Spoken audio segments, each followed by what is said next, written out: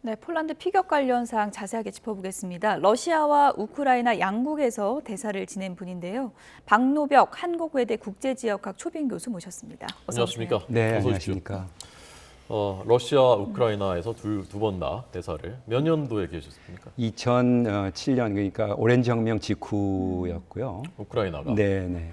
그다음에 러시아는 또 크림반도 병합을 한 게 2014년인데 네. 바로 또 그 직후에 가서 아하. 지금 그 전쟁의 전조 상태에서 좀 그 상황을 좀 본 것으로 저는 기억을 하고 있습니다. 그렇군요. 네.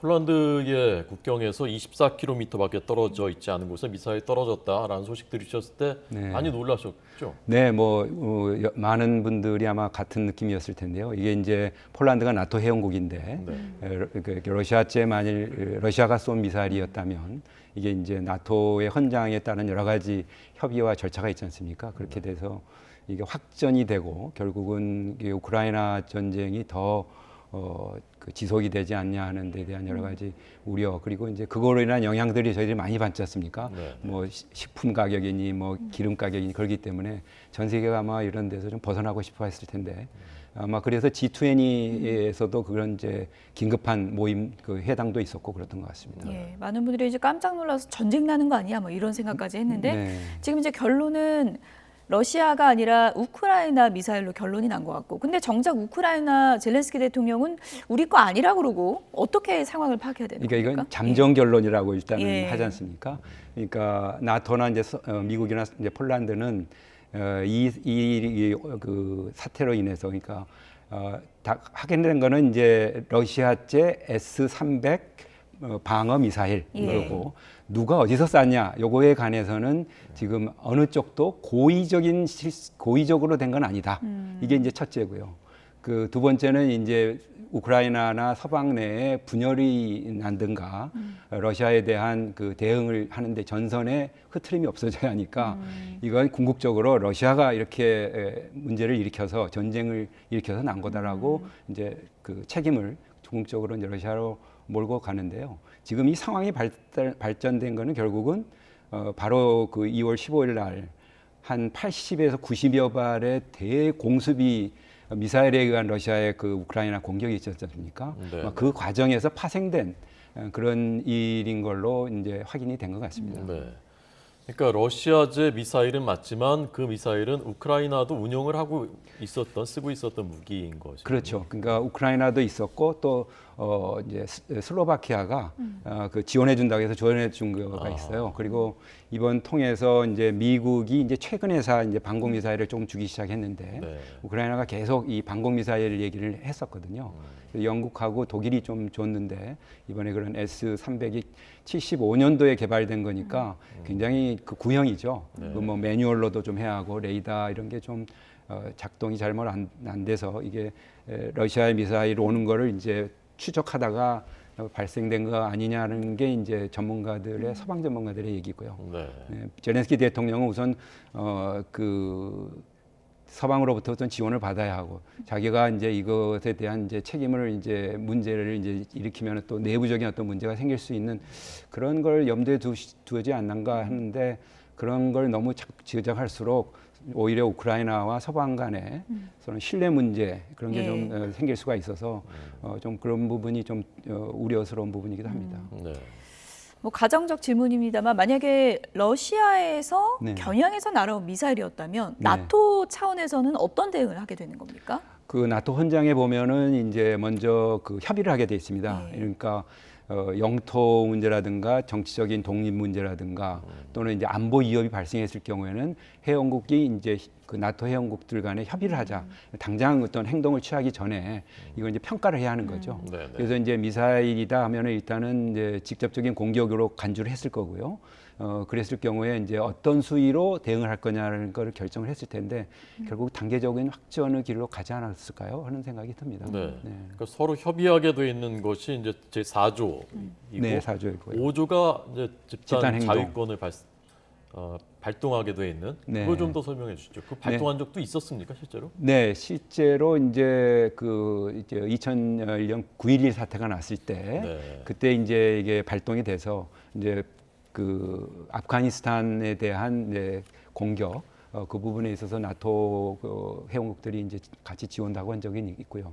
물론 협의한 적은 여러 번 있습니다. 한 10여 차례 있다고 그러는데 실제로 이렇게 행동으로 들어간 적은 딱 한 차례가 있었으니까 이번에 만일 그런 러시아제였다면은 사실상 행동으로 들어가지 않을 수밖에 없는 왜냐하면 한 치의 땅도 이게 그 공격받지 않도록 하겠다라고 바이든 대통령이 공언한 상태이기 때문에 네. 뭔가 조치를 취하지 않을 수밖에 없었기 때문에 굉장히 엄중한 상황이었을 것으로 예정이 됩니다. 예정이. 5조가 발동했다면 그건 좀 끔찍한 시나리오가 될 수 있는데 뭐 예를 들어서 미사일 2발이 도화선이 돼서 네. 3차 대전까지 발발할 수 있었던 상황 아니냐 이렇게 네. 또 우려했던 분들도 많은 것 같습니다. 네, 네. 예. 그래서 그만큼 이런 그 지금 전쟁이 바로 이게 폴란드가 바로 지도에다 보면 인접해 있지 않습니까? 그러니까요. 네, 네. 거기서 일어난다는 그 자체가 어떤 지정학적 그런 위험을 이번에 재확인해 줬기 때문에 아마 폴란드나 특히 이제 루마니아도 뭐 조금 가깝거든요. 그래서 아마 거기에 이제 미사일 방어 체제를 강화하지 않겠느냐 하는 얘기도 또 있는데 나토 차원에서 막 이건 뭐 예비적인 훈련 비슷하게 생각하고 대응을 좀 심도 있게 좀 심각하게 생각할 것 같습니다. 네.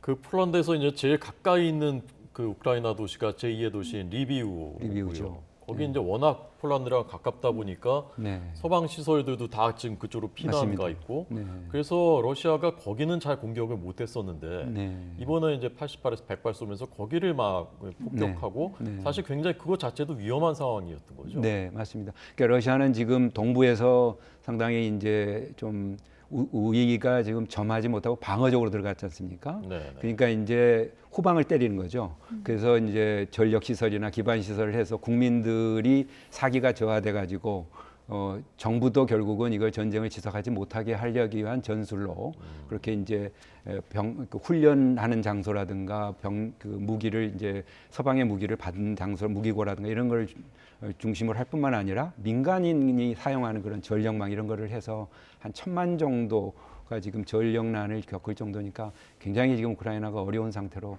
지금 접어들고 있는 것만 사실인 것 같습니다. 예.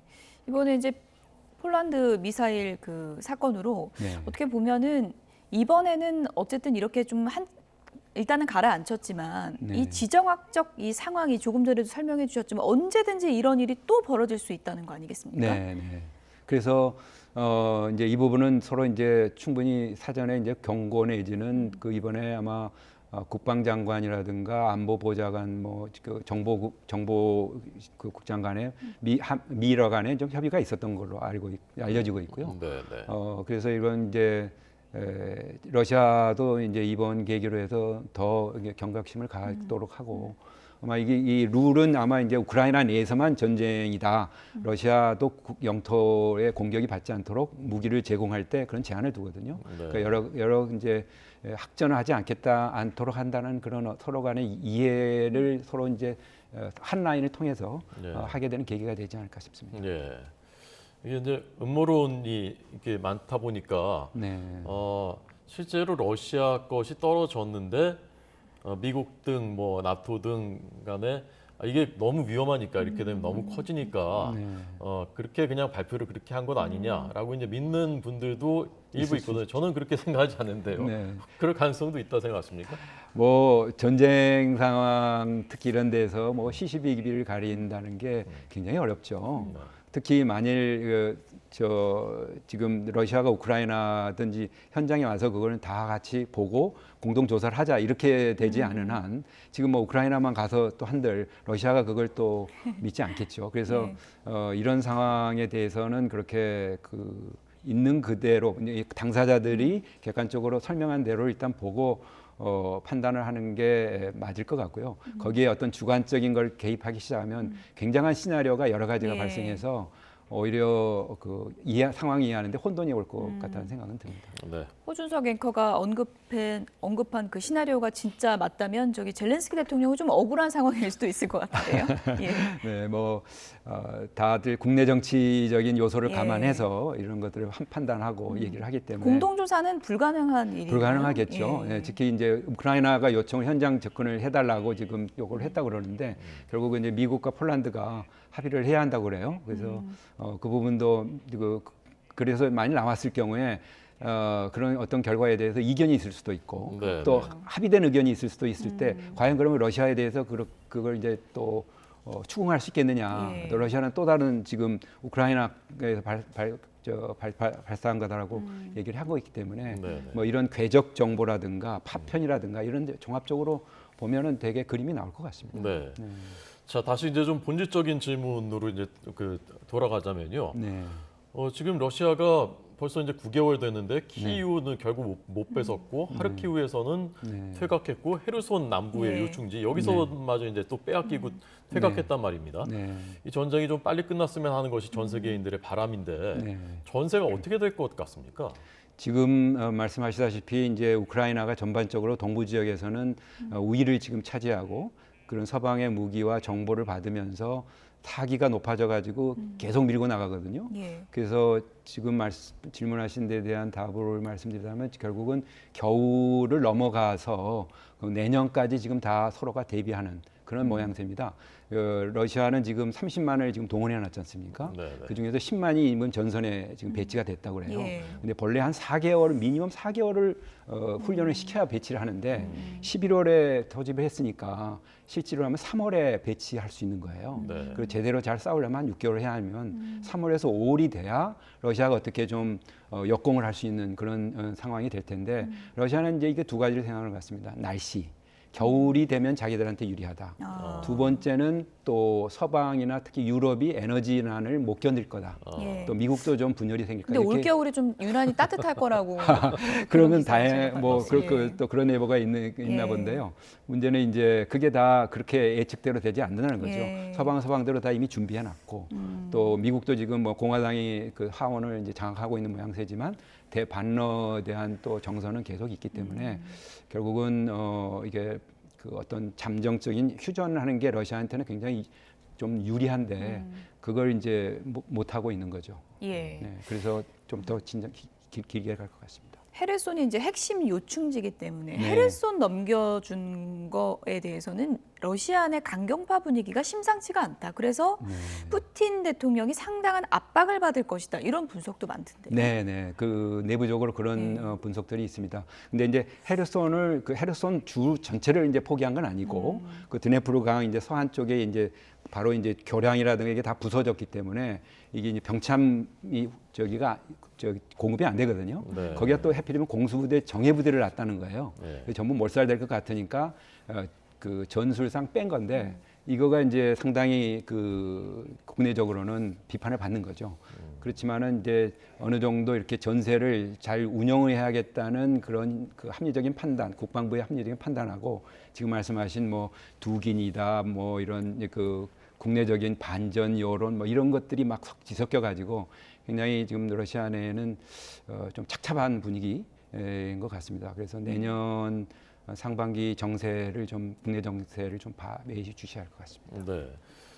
대사님이 2015년부터 2017년까지 러시아에 계셨고 네. 지금도 러시아 조야에 이제 아는 분들이 있을 것 같은데 네. 지금도 혹시 좀 이렇게 연락을 취해 보시는 분들이 있습니까? 네, 뭐 거기 뭐 학기라든가 네. 또 지인들은 있는데 네. 이제 대개 이제 통신을 하면 대개 이렇게 또 그런 분들은 다 이렇게 감청이 되기 때문에 그렇군요. 저희가 이제 국내 정세에 관해서는 좀 말을 아끼고 예.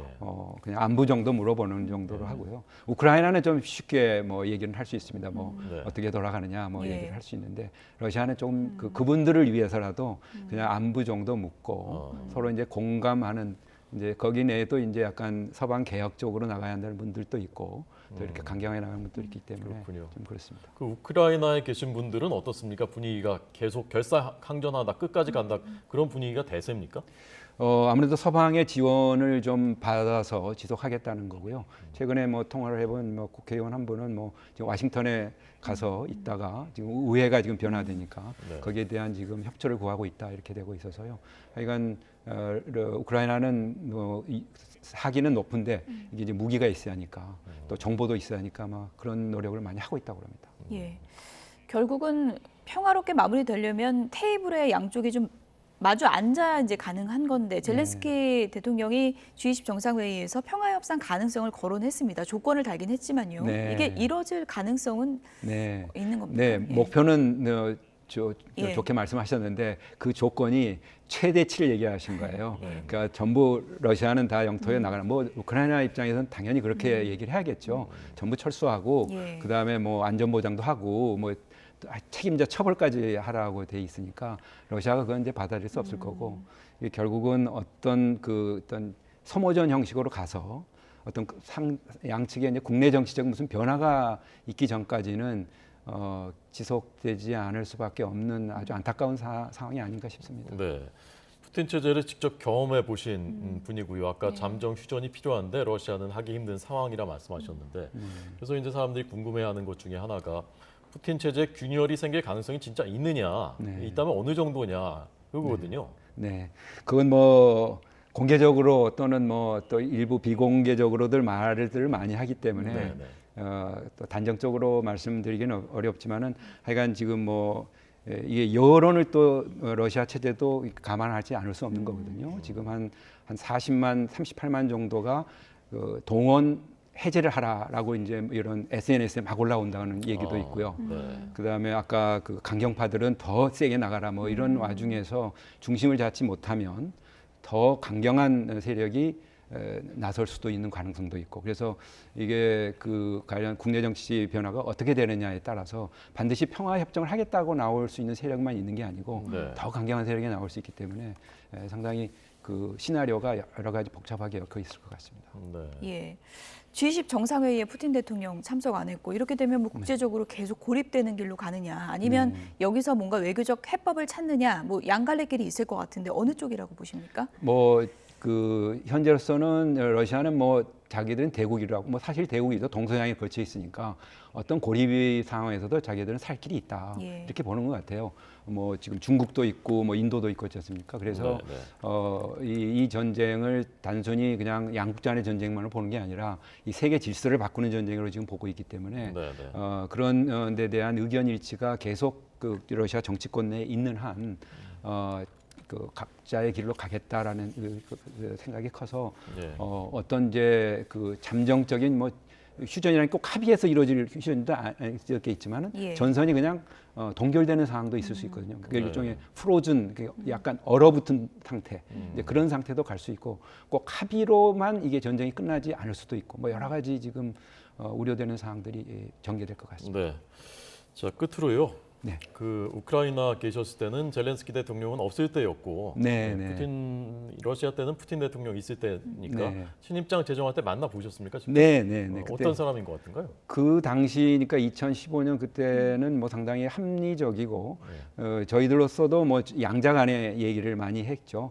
뭐 정상회담 문제라든가 앞으로 양국 간의 협력 문제인데 그 부분에서는 상당히 뭐 전략적이고 또 정확한 판단을 많이 해주셨던 분으로 저는 기억을 하는데 네. 지금 뭐 완전히 푸틴은 좀 그 비합리적이고 그 세계 평화를 결함시키는 굉장히 좀 막 왕마한다고 그럴까요? 뭐 이렇게까지 되는 의견도 있는데 조금 이렇게 냉정하게 보면서 특히 이제 우리 한반도 정세에 대한 영향력을 행사할 수 있는 그런 긍정적으로 우리가 이제 유도를 해야겠죠. 네. 그런 측면에서 좀 바라볼 필요는 있지 않을까 하는 생각은 듭니다. 네. 네. 전쟁이 지금 뭐 9개월 넘어가고 있는 그런 상황인데 겨울철 변수가 좀 긍정적인 흐름으로 변할 수 있는 계기가 됐으면 좋겠다는 생각이 드네요. 네. 박노벽 한국외대 국제지역학 초빙 교수였습니다. 고맙습니다. 감사합니다. 네, 감사합니다.